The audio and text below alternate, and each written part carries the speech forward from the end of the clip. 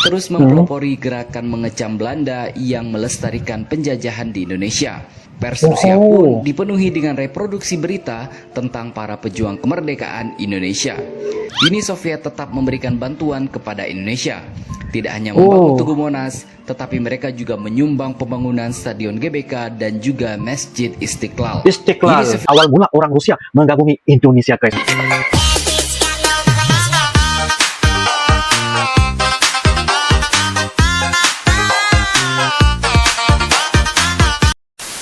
Halo guys, assalamualaikum warahmatullahi wabarakatuh dan salam sejahtera guys. Welcome back to my YouTube channel guys. Oke guys, kali ini kita akan terus sekali lagi membuat bakalan video reaction ya mengenai tentang bagaimana awal mula orang Rusia mengagumi Indonesia guys. Wow, ternyata ya kalau kita lihat ya, negara Rusia, negara Indonesia, kedua-dua negara ini guys, dari dulu sehinggalah pada hari ini guys, mereka merupakan negara yang bagi saya sangat-sangat akrab dan sangat-sangat rapat dalam segala sektor seperti politik ya, seperti ekonomi, pembangunan dan sebagainya. Jadi ini salah satu untuk kita ketahui bagaimana awal mula Rusia mengagumi Indonesia. Oke guys, dengan judulnya Super Bangga awal mula orang Rusia mengagumi Indonesia karena sebuah legenda misterius di Rusia. Wow. Dan ini merupakan dari channel yaitu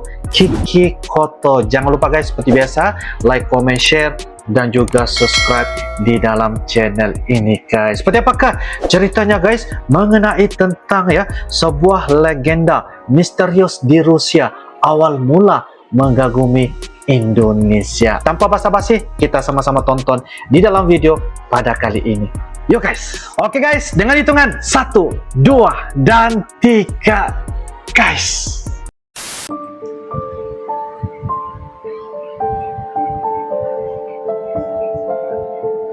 Awal mula orang Rusia mengagumi Indonesia karena sebuah legenda misterius di Rusia. Oke, menarik nih guys. Presiden Vladimir Putin mengungkit mengenai jasa-jasa Rusia atau Uni Soviet terdahulu di saat Putin menyambut kedatangan Presiden Jokowi di Istana Kremlin pada hari Kamis 30 Juni 2022 yang lalu. Saya ingatkan kembali bahwa negara kami membantu Indonesia membangun kenegaraan dan memperkuat posisi Republik Muda di kancah internasional. Begitu ujar Putin dalam kata data. Selain menyinggung bantuan Uni Soviet ketika awal kemerdekaan Indonesia, Putin juga mengungkapkan peran Rusia saat membantu membangun infrastruktur Indonesia. Ketika itu, katanya, Rusia banyak mengirim spesialis, insinyur, dan ahli konstruksi ke Indonesia. Uni Soviet kala itu, jelas Putin, juga berperan dalam membangun infrastruktur transportasi, industri besar, stadion, rumah sakit, dan institusi di Indonesia. Bahkan tambahnya, beberapa bangunan itu masih beroperasi hingga saat ini. Pada kesempatan itu, Putin juga menekankan bahwa Indonesia merupakan salah satu mitra utama Rusia di Asia Pasifik. Rusia akan terus membantu Indonesia membangun kenegaraan dan memperkuat posisi Indonesia di kancah internasional. Hubungan Rusia-Indonesia bersifat konstruktif, saling menguntungkan dan terus berkembang atas dasar tradisi persahabatan dan bantuan timbal balik yang telah berlangsung lama sejak dulu. Begitu ujar Presiden Putin. Dr. Sastra Indonesia dan Malaysia di School of Oriental and African Studies, University of London, Inggris, Vladimir I. Brzezinski, mengungkapkan pada mulanya orang-orang Rusia memendam kekaguman terhadap kawasan Nusantara semenjak abad ke-11. Namun, menurut Tommy Lebang dalam bukunya Sahabat Lama, Era Baru yang dimuat Tirto, kekaguman itu bersifat misterius karena mereka sendiri tidak tahu sebenarnya di mana Nusantara itu. Pengetahuan masyarakat Rusia hanya berasalkan dari mitos. Mitos itu berupa kepercayaan bahwa Kepulauan Nusantara sebagai sebuah Taman Eden yang memiliki kekayaan berupa emas dan batu berharga lainnya. Begitu ujar Tommy Lebang dalam bukunya. Saat dalam jajahan Belanda, Kekaisaran Rusia telah menempatkan seorang konsul pertama dan terakhir di Batavia, yaitu M. Bakunin. Dia memegang jabatan sebagai konsul itu pada periode 1894 hingga 1899. Hubungan Rusia-Indonesia juga terkait dengan sosok Tan Malaka yang hadir dalam Kongres Kominten 4 di Moskow pada tahun 1932. Bukan hanya Tan Malaka, ada juga Munawar Musso yang pernah tinggal di Moskow. Musso merupakan pemimpin Partai Komunis Indonesia atau PKI di tahun 1920 hingga pemberontakan PKI di Madiun 1948. Di Moskow, Musso menyusun bahan pelajaran bahasa Indonesia untuk mahasiswa Uni Soviet. Hubungan ideologis ini kembali muncul saat proklamasi kemerdekaan Indonesia dikumandangkan pada 17 Agustus 1945.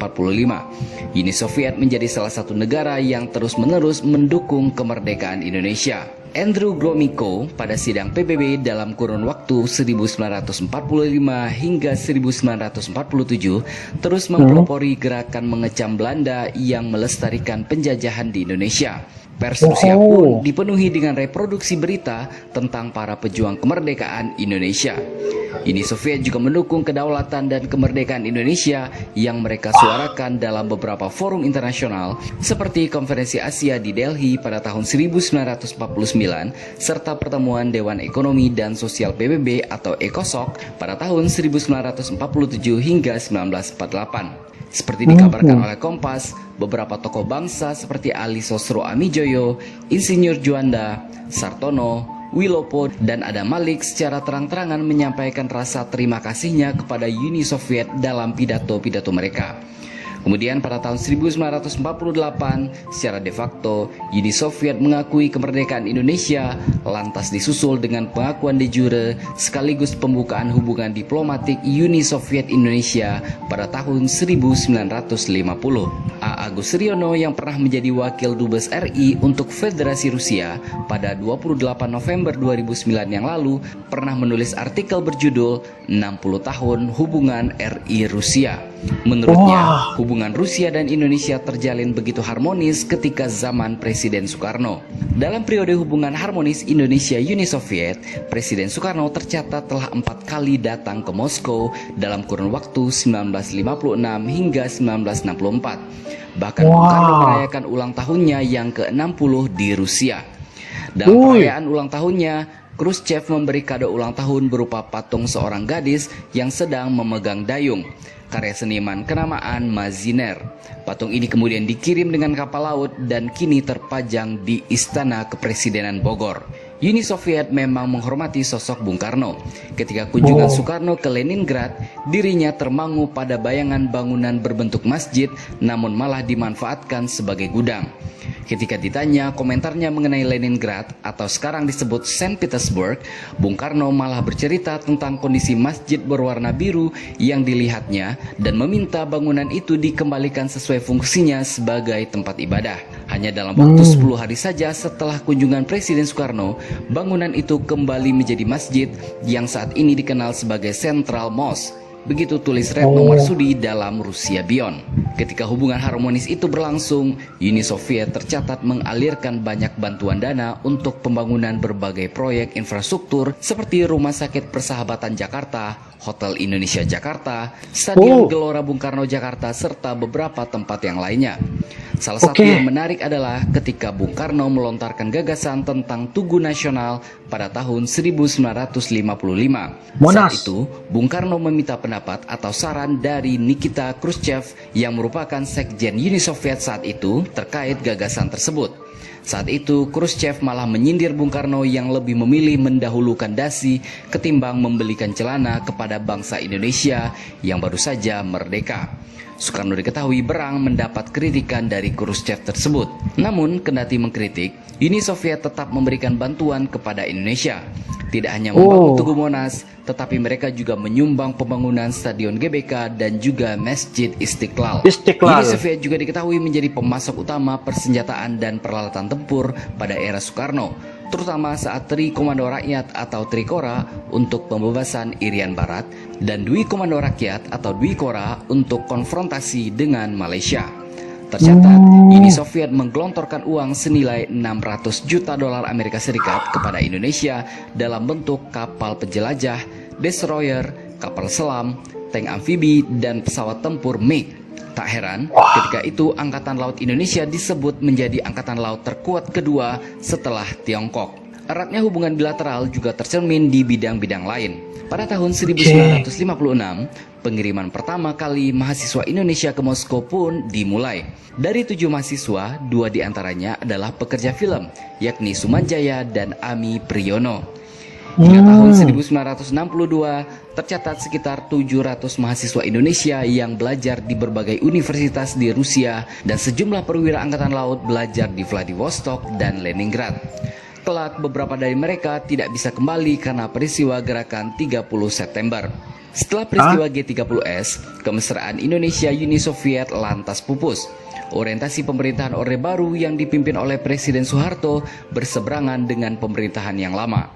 Soeharto membekukan segala bentuk hubungan kerjasama dengan Uni Soviet. Hal ini ditandai dengan dibubarkannya Lembaga Persahabatan Indonesia Soviet. Padahal dari lembaga ini, penggerak utama kerjasama ilmu dan budaya kedua negara tercipta.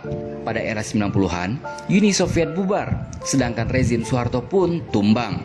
Pada era milenium baru, hubungan yang telah terputus kembali terjadi dengan kerjasama antara Indonesia dan Rusia pasca komunisme runtuh. Oh, begitu ceritanya. Oke.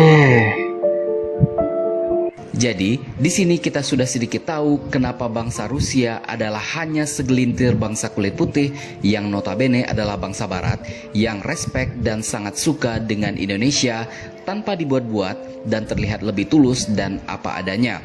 Karena Indonesia adalah Taman Eden dalam legenda Rusia. Jadi, bagaimana menurut pendapat Anda? Mantap, admin. Wah. Sangat menarik, guys. Sangat menarik. Wah.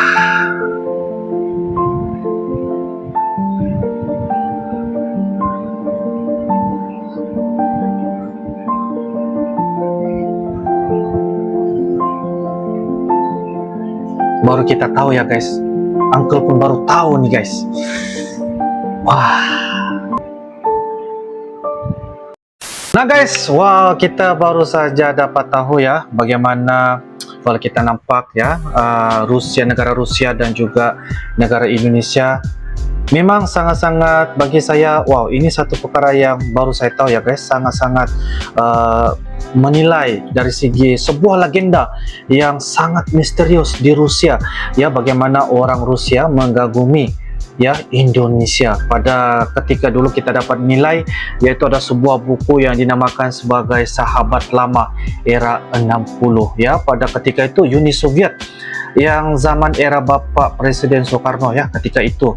Jadi ini salah satu perkara yang harus kita menilai sebuah persahabatan dan kita mengambil ya bagaimana negara Rusia membantu Indonesia, bukan setakat dari segi nilai untuk mendapatkan kemerdekaan, di mana kalau kita lihat ya negara Belanda menjajah Indonesia, dan antara salah satu yang membuatkan negara Indonesia menjadikan negara merdeka adalah negara Rusia guys, membantu untuk mendapatkan kemerdekaan, dan mereka juga membantu dana ya dari segi untuk membangunkan dari segi transportasi, dari segi stadion, infrastruktur, dan negara Rusia menganggap negara Indonesia itu adalah Taman Eden yang mempunyai misteriusnya tersendiri guys. Sebab itulah kenapa orang Rusia, negara Rusia sangat-sangat mengagumi orang Indonesia. Nilai persahabatannya tuh guys memang sangat-sangat dari dulu sehingga pada hari ini, wow, satu perkara yang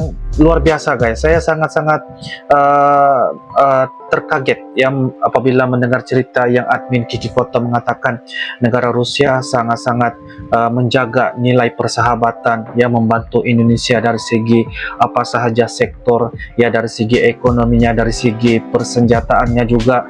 Jadi itu yang membuatkan negara Indonesia semakin membangun, dan ini adalah orang kata nilai kebaikan ya, jasa apa yang negara Rusia ini membantu negara Indonesia membangun sehinggalah pada hari ini. Wow, satu cerita ataupun fakta yang bagi saya sangat-sangat menarik untuk kita sama-sama ketahui ya, bagaimana negara Rusia ya membantu negara Indonesia apa sahaja sektor, dan inilah hasilnya negara Indonesia sudah semakin dikenali, semakin populer, dan kita dapat lihat ya bagaimana pimpinan yang ada sekarang Bapak Presiden Jokowi, dan kita nilai juga Presiden Putin juga sekarang ya saatnya pada kali ini memperkembangkan lagi nilai persahabatan yang bersama-sama di antara negara Rusia dan juga negara Indonesia. Oh, satu perkara yang sangat-sangat luar biasa guys. Saya terkagum-kagum guys. Saya kaget ya apabila melihat ya yaitu orang Rusia mengganggu Indonesia karena sebuah legenda misterius di Rusia. Wow. Jadi apapun saya ada lihat ya di dalam komentar di sini, yaitu terima kasih saudaraku Rusia telah membantu kami Indonesia dari negara Indonesia yang muda sampai sekarang. Semoga persatuan Indonesia dan Rusia abadi selamanya. Wow, ini salah satu komentar ya dari netizen di dalam channel ataupun video yaitu admin Kiki Koto. Menurut kalian bagaimana? Silahkan tuliskan di ruangan kolom komentar. Ini sebagai salah satu manfaat dan juga pengetahuan bersama, dan mudah-mudahan ya bisa memberikan kita edukasi dan juga ilmu kepada kita semua yang tengah menonton. Oke guys, itu saja jengkel. Insyaallah kita akan bisa ketemu lagi di video-video akan datang guys. Sampai jumpa lagi. I love you Indonesia. I love you Malaysia. Assalamualaikum warahmatullahi wabarakatuh. Dadah.